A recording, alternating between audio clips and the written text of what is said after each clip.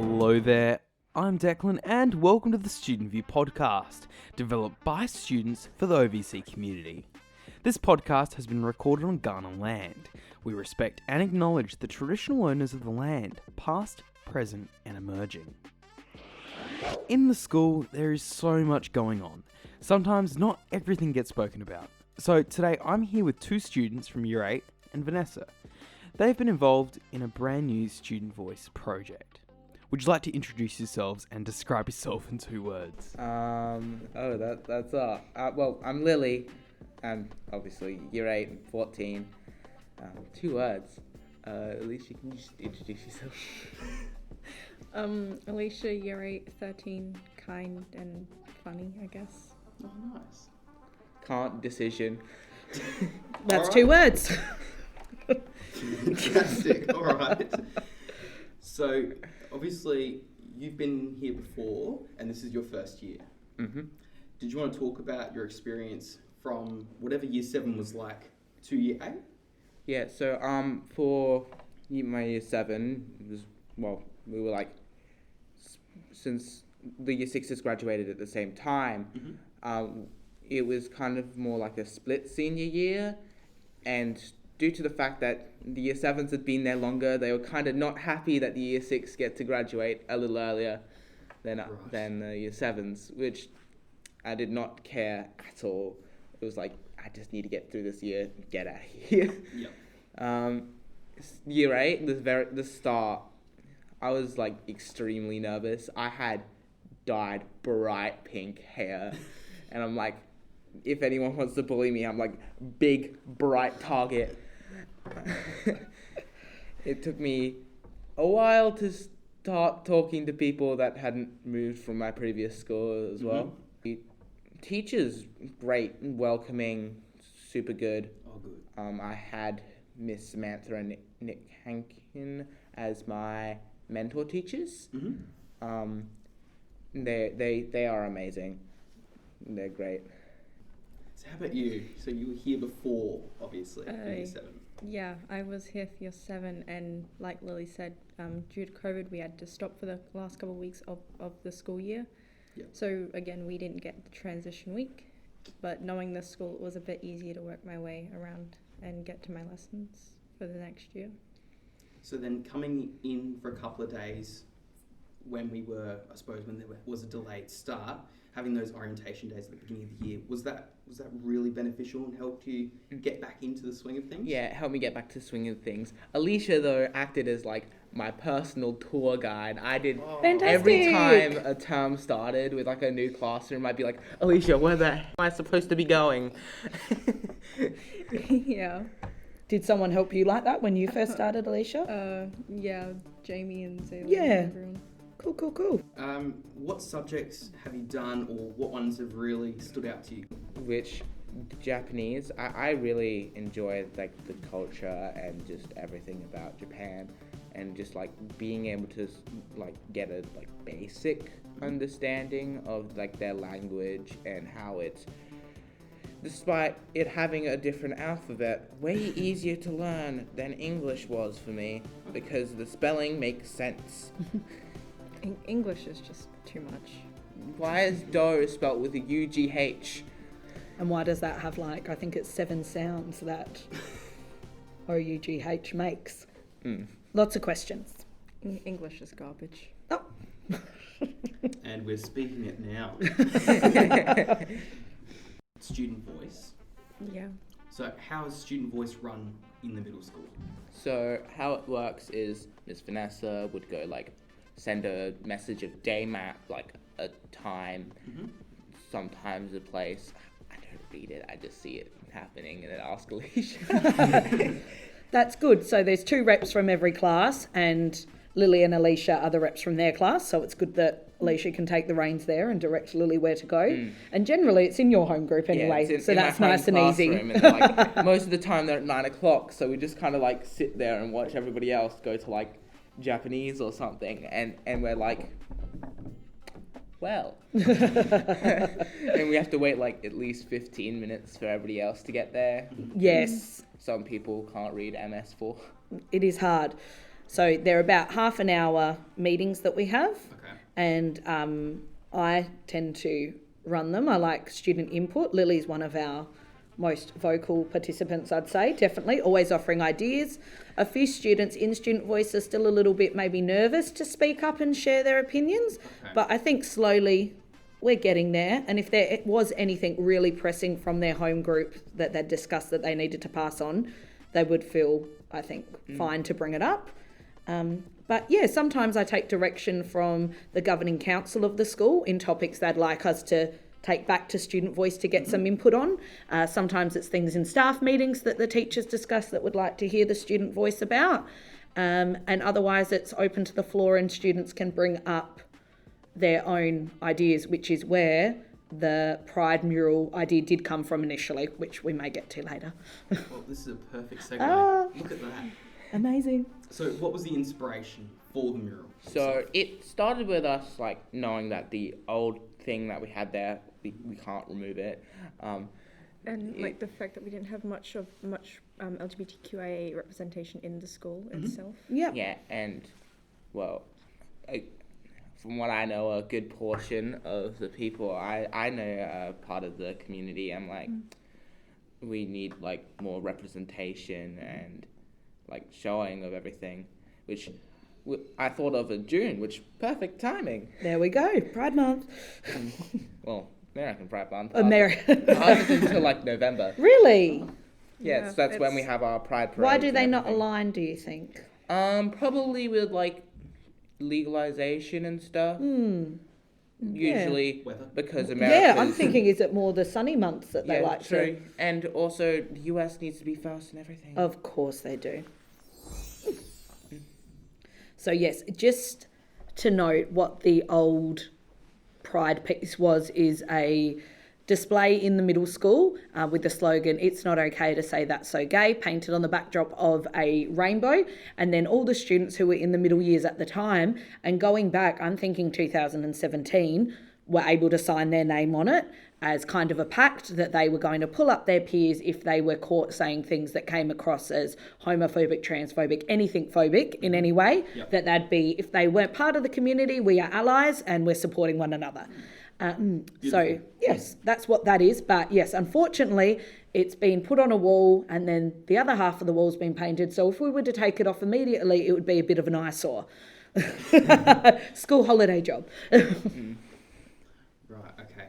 So you spoke about, I suppose, inclusivity and I suppose people being an ally.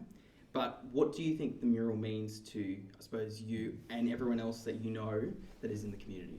It's just like everybody knows more, there's more knowledge, and, well, it's a big mural area and most people pass it, so it's better just not to have a blank white wall there. That's true. True. And also being able to be more proud of what and who you are.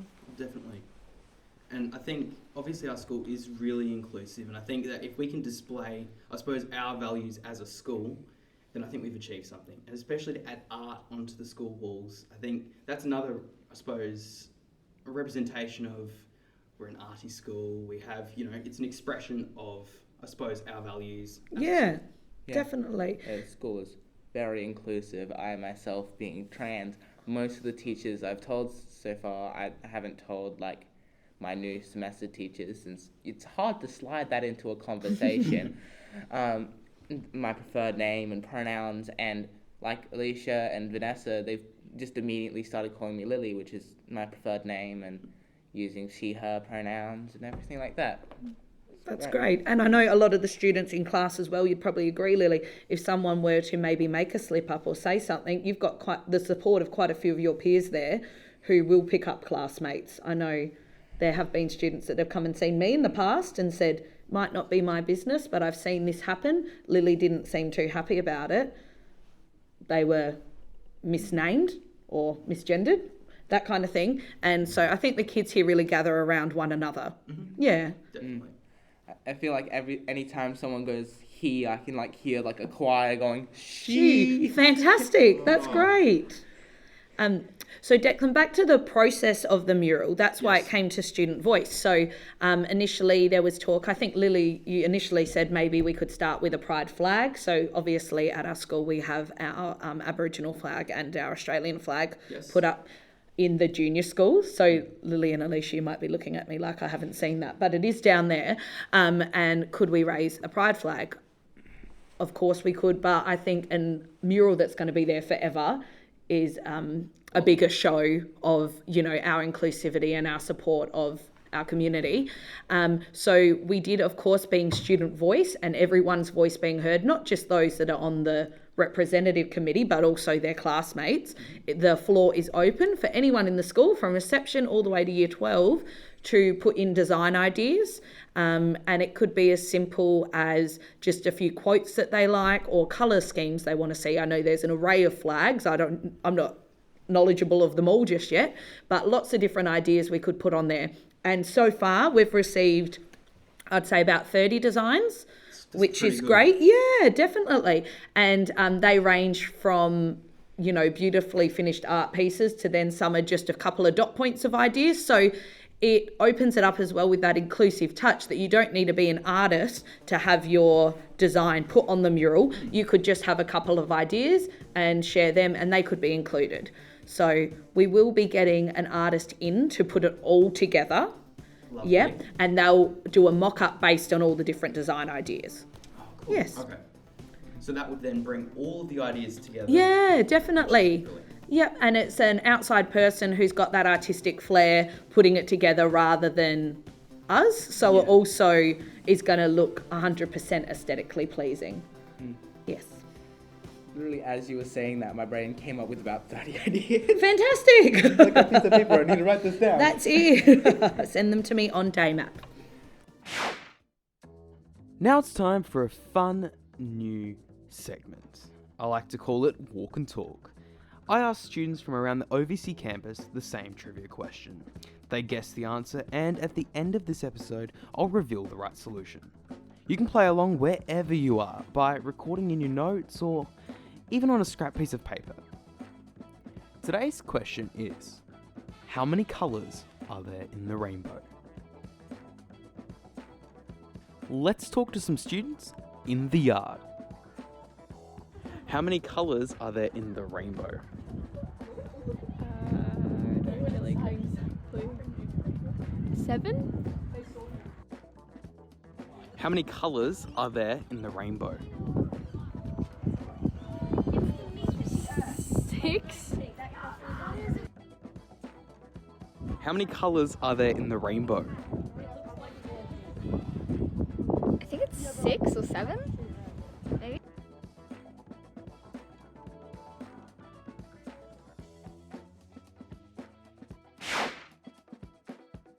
So what else has Student Voice been up to? So recently with, I think everybody in Ocean View would know the toilet's absolutely terrible. It's an eyesore. I'm pretty sure half of them don't even work.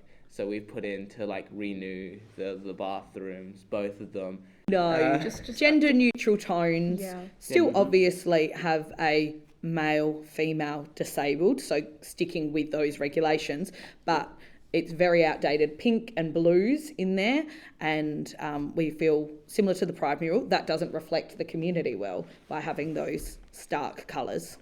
And to raise money for it, we've worked with the smaller children of the. Primary years student Yeah. voice. That's the word. I forgot the word. The small children.